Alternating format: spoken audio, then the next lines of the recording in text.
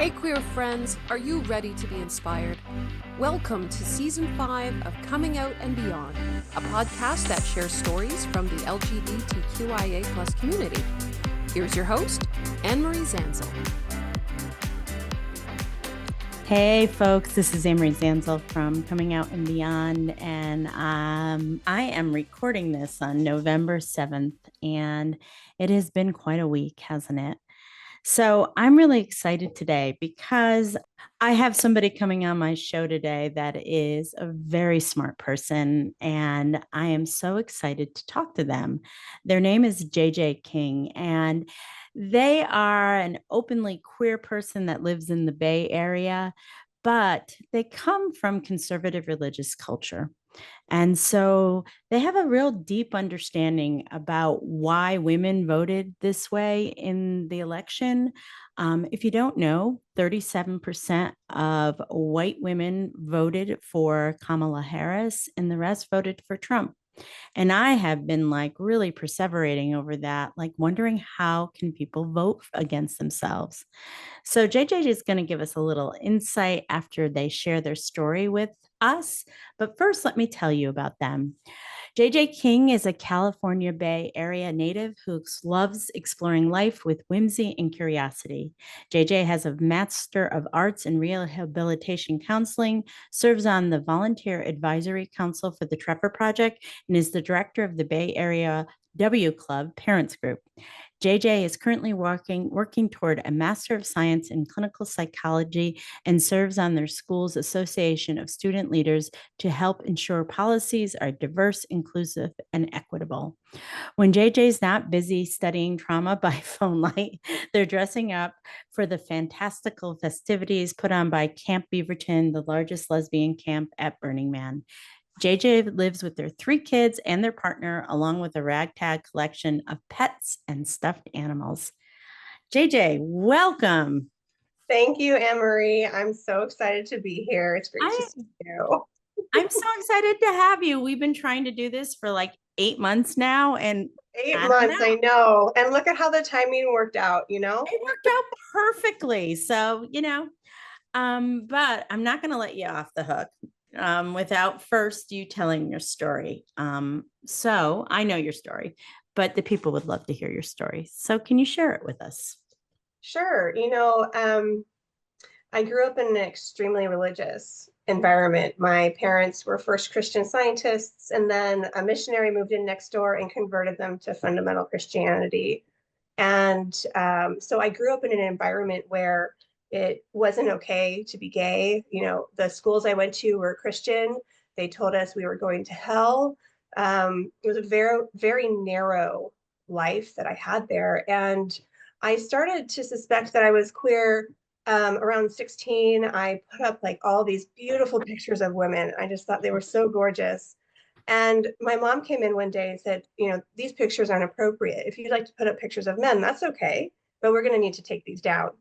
Didn't say anything about like gay is not okay, but it was like this unspoken message of what you like isn't okay. Let's change that. And so over time, I tried coming out once in college, and I fell in love with a dorm mate, and it wasn't reciprocated. And that was so traumatic. When I went back to my parents to tell them, my heart was so broken. And my mom cried and was like, you're going to go to hell, like, okay, like the fear of hell is real, And so I thought to myself, well, what can I do about this? And what I did about it was stuff it deep down. Stuff it away. Yeah. I just stuffed it away until it became a phase. Like, oh, just something that all girls go through. I actually was reading some of my old journals a few days ago, and I have an entry where it says, mom says that all girls think about girls. We just don't act on that. And I was like, oh, well, that is okay. There's a lot to unpack there. But there is a lot to unpack there, but we can't do that. Other aside, for myself, it just became this narrative of I'm not okay the way that I want to be, but I have to survive. So how do I do that? So I married a man. And in that marriage, it was extremely also conservative, not religious conservative, but I was still practicing Christianity at that time. And very Republican, very homophobic, openly homophobic comments all the time between him and his family. And, what do you do except kind of join in, like Mm-hmm. it's not safe to dissent at that point when you have, now 3 kids. Mm-hmm. Um, and I think I probably would have stayed in the dark about my sexuality were it not for my mom getting really sick and dying. And uh, he wouldn't let me go see her. And Mm-hmm. so um, I was working with a hospice chaplain at the time. I developed my catalyst crush on her, and I thought to myself, "Oh God, these feelings are coming back." And then to deal with it, I bleached my hair, and it all fell out because I over bleached it.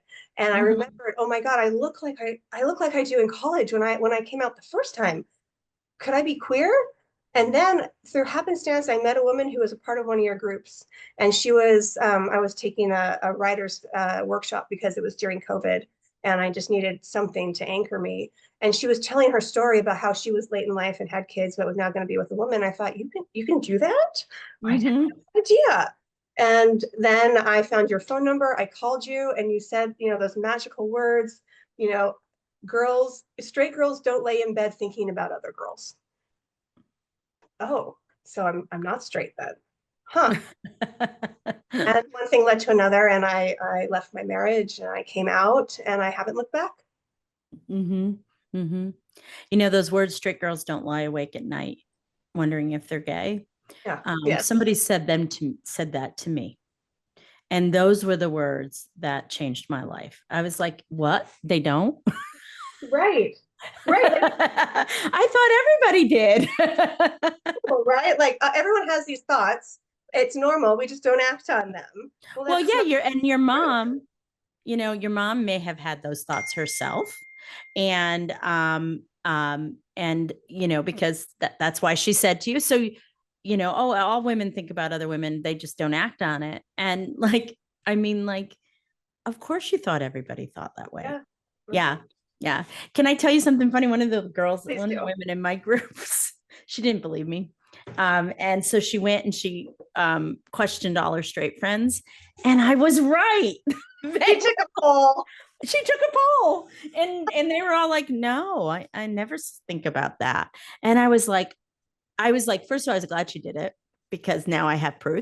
proof. It is so funny, when you find out that when straight women aren't lying awake thinking about being with women. It just, No. oh, okay. Well, Or they're not thinking about being with women when they're having sex with their husbands. They're just not. yeah. Right? Like, Just, oh, you're not?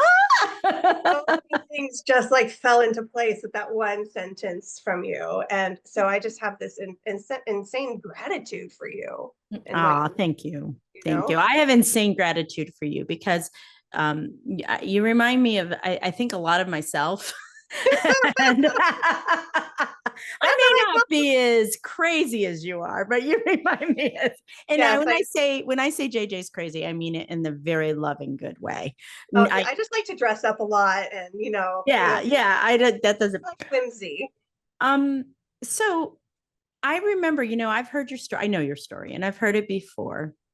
And the thing that stuck out to me when you shared it again was this ever presence of hell. Yeah. And for those people, I grew up conservative religious as well. And I don't remember that so much because it was Catholicism, Mm. or maybe it was the brand of Catholicism I grew up in, because just because you grow up in the same denomination doesn't mean you get the same message. It really depends on what church you are. So I really didn't have that was omnipresent feeling that I'm going to die. But I remember you, I've heard this from you before. Like, you had a real fear that you were going to go to hell. I had a real fear I was going to go to hell because I was queer, and I had a real fear I was going to go to hell because of anything related to sexuality, like my body was dirty, you know, like my natural urges were dirty, you know, like masturbation was dirty. Everything that I did that seemed just so organically to come out of me was going to send me to hell. And it was Mhm. terrifying for a child to think that something inside them, which is natural and not wrong at all, would condemn them to a life of insane suffering. Right, right. Or an afterlife of insane suffering. Yeah, an afterlife. Yeah. Yeah. And we're not going to, like, I don't want to go down the theological route around behind that, but how did you let go of your fear of hell? Because that is a real big thing, especially with our later in life community. Like 40, like in my experience, about 80% of the women I work with come out of some conservative religious background. And so how did you start to deconstruct that?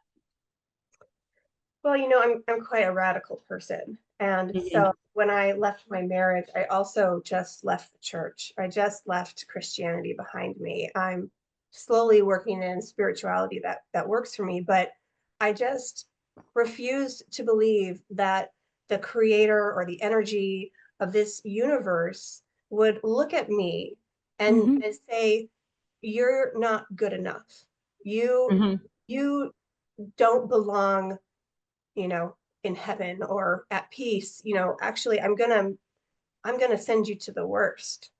And I just set in my mind that that doesn't jive with what I feel or know to be true in my body. And so then I started really working on like loving myself and Mhm. saying to myself, like, I'm okay as I am. And if there is, you know, God up in the sky, you know, I don't really believe that, but like, if were he to exist like that, and he is supposed to love us as we are created in his image.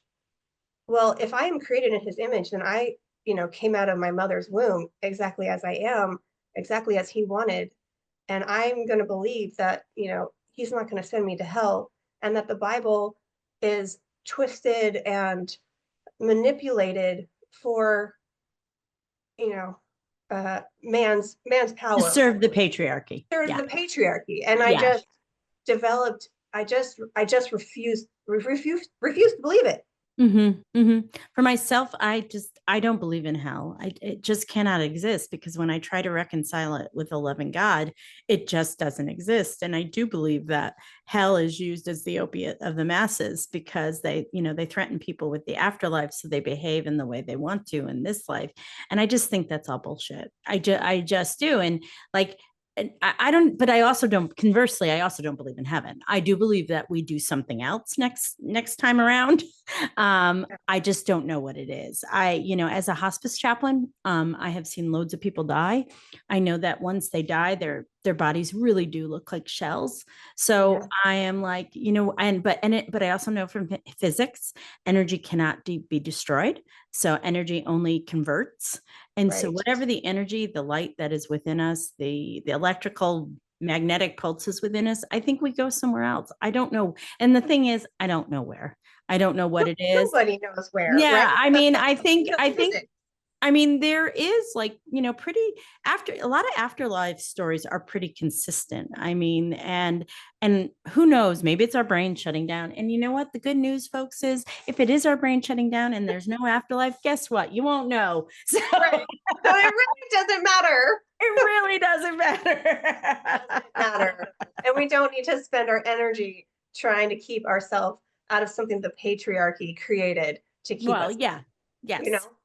So you said really something interesting. You said, I really hated my body, anything sexual, stuff like that. And I am really curious. I know we talked about this before, and you grew up in purity culture. I mean, you are the exact right age for someone who's been banged about by purity culture. Yeah. So, Unintended. unintended. If that was, I don't know, maybe, you know what I mean. I do. And I have heard you have been harmed by purity culture. And I have heard lots of stories about it. So for you, growing up in the church that you grew up, was it a non-denominational church or?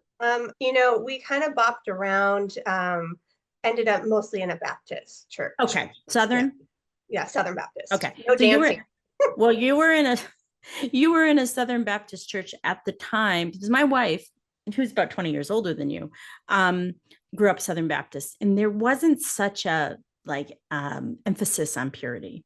Hmm. Purity really happened for the women that are now in their late 40s, and younger. That's when purity culture showed up. Yeah. And doing all kinds of weird things. Like, did you walk down an aisle in a bridal dress with your dad?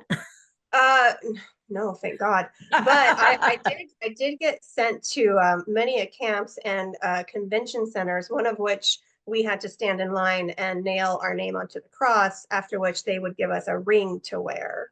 And Ah, I remember standing up like it was my rose turn to go.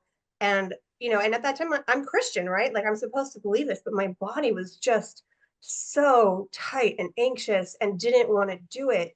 And yet, the person in front of me went and the person behind me was kind of pushing me forward, and I thought, oh fuck, and if I don't do this, they're all going to know that I'm they're some gonna think I'm a whore. I'm a whore. I got to get that ring. I got to get that ring.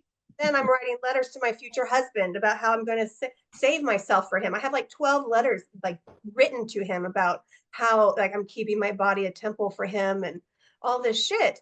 And it's crazy to find these things in my past and read them and believe, oh my God, I really believed this. Mm-hmm. Something Mm-hmm. also inside me said, this isn't right. Mm-hmm. Mm-hmm. So I'm going to ask you something personal. If you want to decline to answer, that is absolutely fine. But okay, so then you come out as a lesbian and you're having sex with women. Did the purity culture get in the way with that for you in the beginning? Because that has happened to a lot of my clients. And when they really are struggling, I refer them because it's not my area of Right. expertise. Yeah. But so and can you talk a little bit about it? For especially in your intended audience is women that are like just coming out and they're like finally they have a girlfriend, they're excited, and all of a sudden they can't have an orgasm, or they're like they're throwing up or something like Right. that. Yeah. What can you can you help these women through this? Well, I can certainly try. And first of all, I would say to them, like everything they're feeling makes total sense. Right. There's nothing wrong with them. There's nothing wrong with you. The fact that it's difficult to orgasm, the fact that it's difficult to even get your clothes off it Mm-hmm. makes sense. And there's nothing wrong with you, and it will get better. Um, Mm-hmm. so much better. But but in the beginning, yes, of course, I was so uncomfortable with my sexuality. I to get through sex with men, I'd have to dissociate. Mm-hmm. Like I was not present in my body, and because I didn't like it, um, I had a lot of men shame me for not um, having a sex drive. For Mm-hmm. they would call me frigid, or you can't orgasm. What's wrong with you? And so now suddenly I'm with women, and it feels so much better, and I want to be there, but like my brain is conditioned to turn off. My brain Correct. is Right. conditioned to go elsewhere. I trained myself, unfortunately, to stop an orgasm should it be about to happen, because that was one thing I refused to give my husband.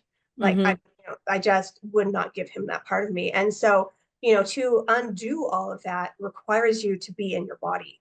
And when your body is uncomfortable and your body has historically told you this isn't a safe environment, how do you do that? Therapy really is how you. Mm-hmm. Um, but in the short term, it's acknowledging, okay, this is coming up for me again. I am in a safe partnership. It is not the same. Hey, body, can you calm down just a little bit to give me a little bit of space so that I can communicate to my partner? I'm having a hard time right now being present. Mm-hmm. It's not you. It's just that this issue for me is very complex. And if your partner is loving and really Patient and yeah. you know they'll wait. They won't, there won't be that shame. um Right. And I want to mention that if you have a partner and you're new to the community and they're shaming you about this, get out. that is a red flag. Get the Get fuck out. out. Yeah, That's get out. Because most women I find they're very supportive and kind when their partner is going through this, because sometimes they've had the same experiences. But you have to have a supportive partner to get through this. Yeah, and a support group, whether it's an individual therapy or, a group such as you provide, or just queer friends that you can talk to about, the more you normalize it, the more the body opens, because it Right. doesn't have to feel like it has to protect itself so much. And Right. And yeah, you made a really other good point about coming out later in life, or just coming out at all, really, is that your brain has to change. yeah, We have thought of ourselves as straight for a gazillion years. And, and like thinking about, about sex, like you had trained yourself to dissociate when you were having sex because it was such an unpleasant experience for you. So the only way you could get through it is to be somewhere else, And so and now here you are finally having sex with the people that you want to have sex with. And you're like, I'm not present. I'm not here. It takes a while. Like I really do feel like people so many times when they're coming out later in life, they just want to fly through it and be done in 6 months. And honestly, it takes 5 or 6 years for your brain to go from straight girl brain to total, like, to queer brain, Yeah, because you know it, because we have been trained for so long, like, you were groomed to be straight. When you tried to be queer, you were groomed by your family to be straight. And so you did that. And so your brain said, oh, okay, I must be straight, right. And then when you realized you were not, you had to undo all those things. And all of us have to do that. Like, I'll never forget the first time I had sex with a woman, the first thing I thought of was, is this sinful? And I Mm, was like, I was yeah. so stunned that I was a great ally. Right. I didn't think this was sinful, but that came from the depths of my brain, the depths of my body. I mean, it Yeah. didn't make me stop or anything, but I was more shocked that I even thought it. Like, Yeah. that I even thought, is this sinful? But that was my experience. That's what I was taught, that being gay was sinful. And even though I was a great ally, somewhere in my body, somewhere in my consciousness, somewhere in my psyche, I thought it was sinful, and Yeah. it blew my mind. So if you have those thoughts, it's okay. It absolutely is okay. And I love what you did, is like you noticed that thought, right? Like you got Mm-hmm. curious about it. It surprised you. You didn't expect it. And yet you didn't shame yourself either, or judge yourself Mm-hmm. for it. Mm-hmm.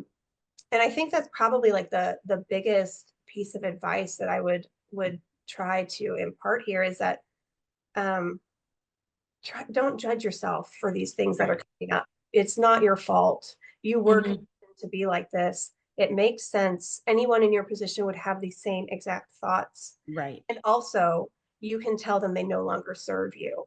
But it is Mm-hmm. like a mindfulness practice. Every time those thoughts come up, oh, there it is again. I don't subscribe to that anymore. I can let it go. And over time, we do rewire our brains. Our brains have incredible neuroplasticity, but Mm-hmm. you have to be mindful about it. So, Mm-hmm. a Mm-hmm. patient partner, keeping a non-judgmental attitude, and And and I and would add, getting curious when some weird thought, like, is this in though? It was something I was very anticipating. So I was there for everything of it, but I am, instead of being like, oh my God, I'm thinking it, I was just like, afterwards, I was really curious about, where did that come from? I know where it came from, but like afterwards, I was able to think, like, where did that come from? So like when you have unusual thoughts or feelings, I agree with you, JJ. You don't shame yourself. You just get curious. curiosity will get you three-quarters of the way there, and a little bit of enthusiasm and a patient partner will get you the rest of the way. Absolutely. So you were raised in this Christian culture. I want to talk about the election. I Let's need do to it. talk to somebody who I hear gets you. Me too. it. Okay. So Trump has won.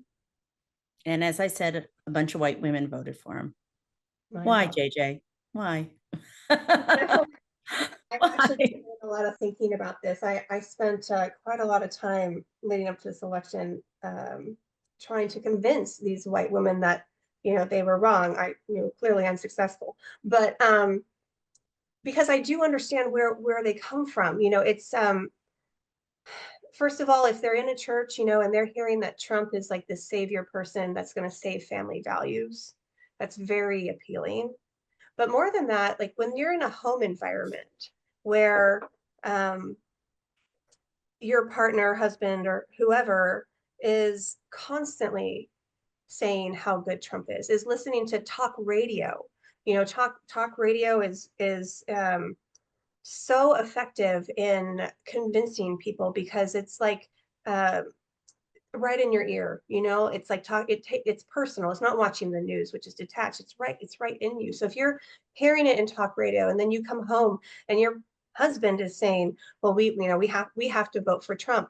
In my case, in the last time Trump was elected, my husband watched me fill out my ballot, and it didn't even occur to me that I had the choice. You know, that's why I was so encouraged by the recent movement of like, you can vote in secret. That didn't occur to me that that was a possibility. Um, and so, you know, these women, I think, fall into two camps. One, or perhaps three, you know, they're very religious, and so they want to make sure family values are upheld. They are in a home environment where there isn't an option to vote any other way, um, and they don't even see that they don't have an option because they're just, you know, so steeped in it. They've been in that, you know, slowly rising hot water until, you know, they're basically boiling themselves to death. Yeah, But they're like, yeah, they're like, frogs. exactly, they're frogs, Yeah. right? And then there are, unfortunately, the women that think if you get close enough to power, it's going to protect you. You know, Right. I'm close enough to a white man that I'm going to be protected, and they just don't believe that when Trump says, I'm going to take away your rights for your body, that it would actually apply to them because they think they're close enough, higher up on the food chain or something. For me, it just didn't occur to me that I had a choice. I just didn't. So that, it's so interesting to me because I know you how you are now, and that just surprises me. You know what I mean? Good, submissive wife, as the Bible says. Yes. In you order lost yourself because you are like the last you're not someone I would, like, it's like I'm so happy you're gay because you may still be married to him if you weren't gay. Oh, for sure. For sure. If it weren't for COVID and my mom dying, I would absolutely still be married. But yeah, in order to survive an environment where you don't matter, where you're not seen, where, perhaps for a number of years you tried speaking out. I had a personality at the beginning of my marriage. By the end of it, I did not. But I think that's the frog scenario, right? It was just a very slow full of rights. And when your voice isn't heard time and time again, that hurts you. So you stop talking, you stop thinking. It hurts to think. In fact, not only does it hurt to think, you get actively punished for it, in many ways, depending on your situation. And our bodies are wired to survive. So we survive however we can. And in the cases of these white women that voted for Trump, that's what they did. How do they reconcile the family values thing? Because this is a man that's been married 3 times, has multiple wives, is so disrespectful of women, and has basically committed rape. So how do they do they believe that's not true? I mean, it's very true that he's been married 3 times. It's public record. Right. How does that all work? How do people that are in conservative churches ignore the information? That is it denial? I think that's a great question. And I don't have knowledge outside of my own experience. And with the women that I, kind of argued with on the internet. And I do think it's denial. A lot of it was, he didn't do these things. This is just, the left trying to slander his name. I really don't know how they reconcile it. But it's the left saying that Project 2025 is out there. Trump is not associated with that. Trump has said he's not associated with it. So what he says must be true. He says that he's not these things, so it must be true because he's a Christian. And, God has said, But he's not. He's never been a Christian. yeah, that's the message. That's the message that is getting told in the churches. I mean, I remember having a conversation with my mother the first time around, and she said, well, I'm voting for him because he's a Christian. He's a Christian, and look at his beautiful wife and his family. And ah, Okay. So do you think it has to do with like complementarianism, which is where women submit to their husbands? That's a theology. Do you think because women are responsible for everything in the conservative fundamental church, do you think they're so used to the bullshit of men that this is just par for the course? This is normal behavior from a man. And we're going to excuse it because he's our man. So, for example, like when you're married to a man and he's a Christian man, but he's cheating on you all the time, or he's loud and obnoxious at parties and he embarrasses you, but your job is to love him. So because what I realized that I did with my marriage is that I excused a lot of his behavior. I would talk it away because I think for me, I knew we didn't have a lot of the same values. Yeah. And so for me to be able to stay in that relationship and be sort of happy was to excuse the bad behavior. Yeah.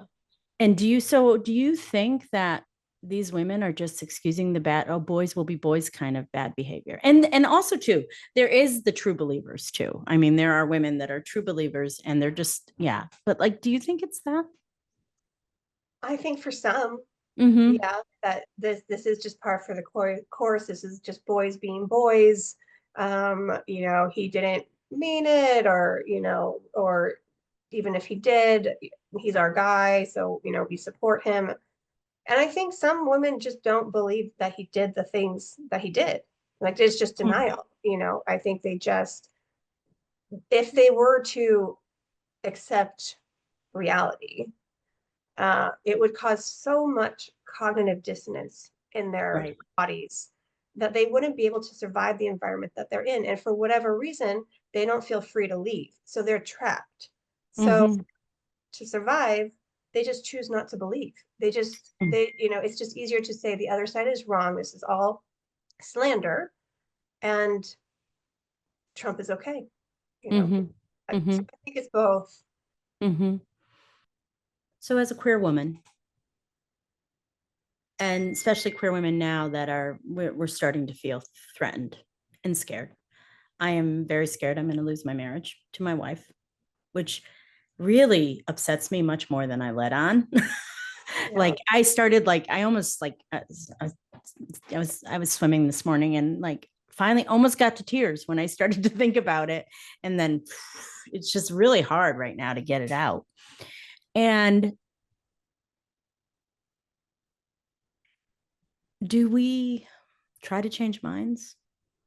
Or because I feel like we're so like the thing is I think social media has fucked things up really bad. And we only see what we like.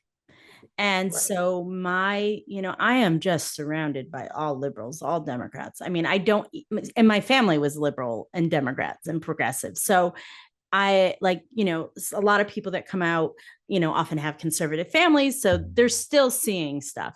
I haven't seen anything for Trump in years. Like, what do we do, JJ? Should we bridge or do we hope he burns it all down? I really do think he's going to burn it all down. He has no capability to lead. None. Yeah.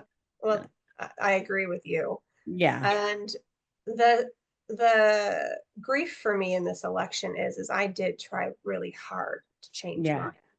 Mm-hmm. And how did you do that?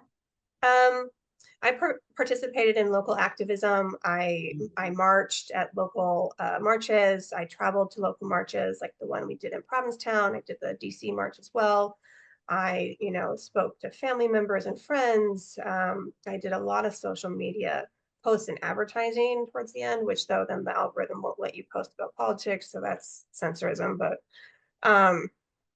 and I also talked with my kids, especially if their friends were in the car, like I don't know. I did it as much as I possibly could. And I thought, because I always back up my arguments with facts, I'm not just gonna blow smoke up your ass and say, well, I think so, so you should think so. Like, I give you facts. And no, it didn't change minds. It didn't change minds. I don't actually think we can change another person's mind until they are personally affected. They are not going to change their mind. But what we can do is we can gather our community and build it stronger. So those that are afraid, those that are maybe on the fence, we continue to grow and grow in strength and till our voices can't be ignored anymore. But in terms of changing a person's mind, I don't have a lot of hope there. The mind is just a really powerful thing, and most of us don't have any control of it, even though we like to. And most of us, I would say probably the majority of Trump followers, do not practice mindfulness. No, they don't even know. They have like that proof, Really not. But I think they have no. I just think that they're so. I think most of the Trump followers are used to authoritarian figures. Yeah. And that's what they're comfortable with. Exactly. And for some reason, for the men and women, that brings them comfort. Like, to me, he terrifies me. But for some men and women, his like strong thing, and like, I remember when he got shot and how he was so deliberate. I don't think he really got shot, but anyway, I mean, I have a little conspiracy theory on that as well. Well, that's how they did, but that's how propaganda works. Propaganda works by keep showing you images until you start to not believe in anything either. So I'm very conscious of that, because now I question everything. And so when he got up and had this strong, powerful blood down his face, I mean, for somebody who loves that kind of stuff, that image was incredibly powerful. Yeah.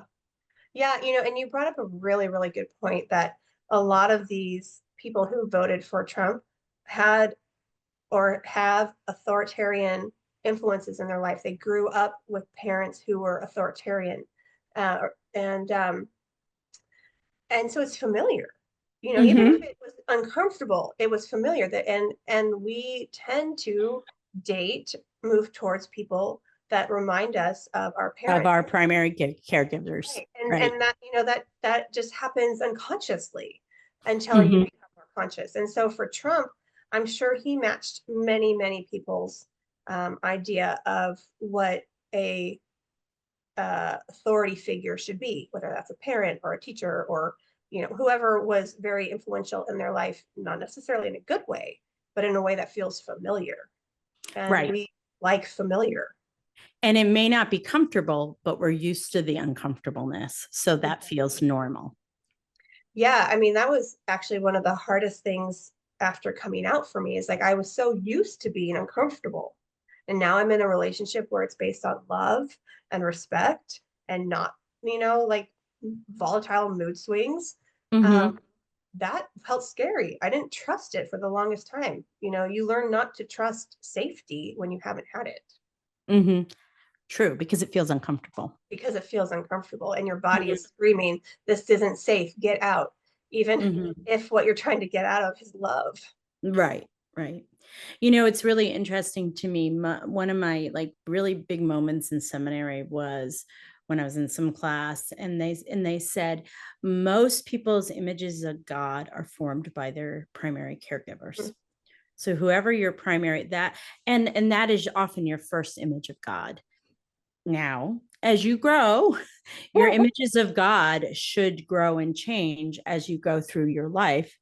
But most people, some people, it doesn't. And so that primary image of, so if you had a parent that was punished you all the time, then you are able to reconcile a punishing God, Right. because that's what your primary caregiver did. Yeah. And so a lot of times people in conservative faith traditions where they don't question it, where it's wrong to question, they've learned not to question anything. Like, while people who have like evolved in their faith journeys and have, they may still be Christian, but, or they may be spiritual, or they may have rejected faith, but they're still on a journey. They realize that, that whatever you call, if you believe in the energy of the universe, that it evolves and change, and it's supposed to evolve and change. You're not, it is supposed to. Yes. We're not supposed to be stagnant our whole life. We're not. Shocking. Yeah. I mean, it actually was shocking, but we're not. And I think you answered your own question about how these white women voted for Trump. Like they grew up with a figure that matches him, and they were conditioned not to question it. So many of them, I hear them say is, I don't like him as a human being, but I like his policies. And I think that's, first of all, he really doesn't have any policies. But the first of all, too, is that they give him so much more grace than if Kamala did any of the things that he did. I mean, even Joe Biden, Joe Biden fumbled a little bit, and man, he was out so fast, it could make your head spin, And so I think that people look the other way, and it's just, to me, mind boggling. So mind boggling to me too, which is, why we're both talking about it. yeah. So how do you hold on the next 4 years? What are you going to do? Do you have a plan right now? Oh, my plan is still in the works, but the first thought that I had after he won, I mean, after weeping horribly, was that I refuse to let any white man ever hold me down ever again. I left a life that way, and I don't care if it is the president of the United States. He wants to come for me. Well, okay, I'm coming right back at you. I'm a really big fan of Joan of Arc and her quote, I'm not afraid. I was born for this. I was fucking born for this. Yes, but that's me, that's me. And that's not to say it's like, if you have fear, that's wrong. Absolutely have fear. Don't be stupid about it. Like, feel your feelings. The fear is appropriate. And it's okay not to have as much passion as your best friend or whomever. Like, you get to decide how to navigate these next 4 years that feels good for you. But for me, I'm just going to get louder. I'm going to go to more marches. I'm going to join more groups. I'm going to write more. I'm going to be loud. So you can't ignore me anymore. I've been ignored before. I won't do it again. Not for him, not for anybody. And I totally agree with you. Everybody has their own limits. And so if the next 4 years you say, I'm going to turn off my phone, I'm going to turn off my TV and just focus on the people I love, that's okay. Not everybody is meant to be out there marching in the streets. Absolutely. I do think, though, if you can financially support things that you believe in, if you can't give your energy, they need the money. So if you can donate money, because I feel like if you can't be out there, but you can get, even if it's $5, it will make you feel better that you're doing something, and it'll also help those organizations. So I 100% agree. And I have many friends who fall into that camp where, active activism in a physical way, a verbal way isn't for them, but they donate their money. And, that money allows other people to go out and knock on doors and to fund campaign or marches. Anything you do helps us.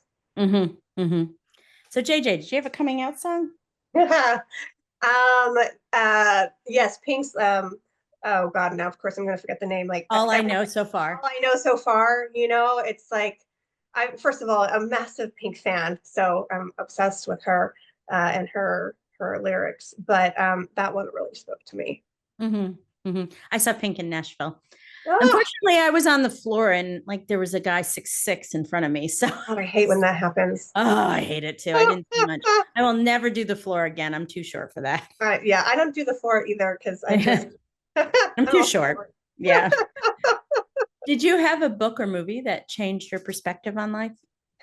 I've had many, many. You're quite a reader, aren't you? I am a reader and I find a lot of comfort in books. I think the two that have sustained me the most recently, the first one for my personal life would be the Four Agreements. Really Mm-hmm. just the number one agreement is like be impeccable with your word. Our Mm-hmm. words are magic. Our words have power. We have the power to either create or destroy another human. And, God forbid I destroy another human like that. It doesn't align with me, but I'm not conscious of my words all the time. And so I'm trying to be more conscious about how I speak. Um, Mm-hmm. and then in terms of like hope, I'm a big fan of Viktor Frankl, Man's Search Mm-hmm. for Meaning.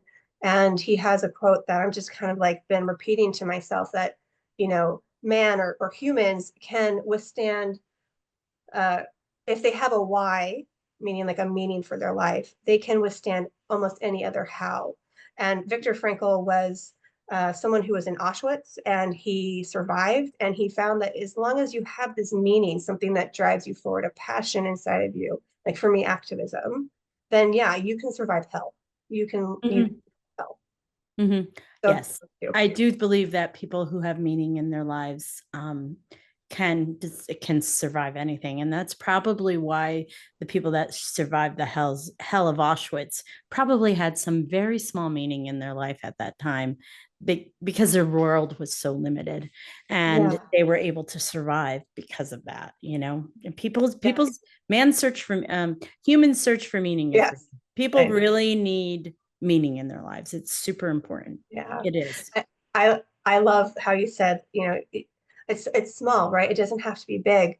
It can be just the beauty of a flower. There's this one other author who I also really love. Her name is Eddie Hillesum, and she was also a concentration camp, was in Auschwitz.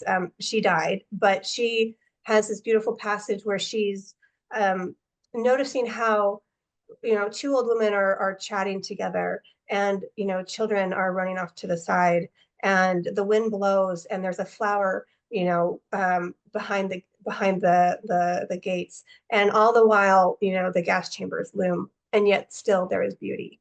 You can find Mm-hmm. meaning in beauty. You Mm-hmm. just have to really see it. I just, this reminds me of my time when I used to work with the elderly all the time. And they did this study where they gave an elderly patients in a nursing home and they gave them a plant. One group, they were told that they were going to take care of the plant. The nursing home would take care of the plant. They didn't have to worry about it at all. The other group, they said, you need to take care of your plant. This is your responsibility. We're not going to be taking care of it at all.